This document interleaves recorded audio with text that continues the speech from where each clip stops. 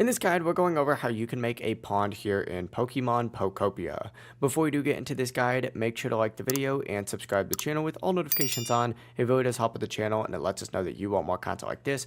We'd greatly appreciate it. And if at any point throughout the guide you had any questions, ask them down in the comment section below and we can help you out further. I'm going to be doing my best to reply to every single comment down there. Now, first things first, you obviously have to have Piplup, so make sure that you have Piplup first. And then, of course, go ahead and complete his quest line to unlock the ability to move water. You're going to have to finish the Pokemon Center before he even appears, so just keep that in mind. But during Piplup's quest, you're going to meet Mudcup, which of course will teach you how to collect water. Once it's unlocked, jump into any body of water, use the ability to absorb it, and of course once you go ahead and do that, you can dig a hole wherever you want and place a pond there. It really is as simple as that. If you guys had any questions, ask them down in the comment section below, and we could help you out further. I'm going to be doing my best to reply to every single comment down there.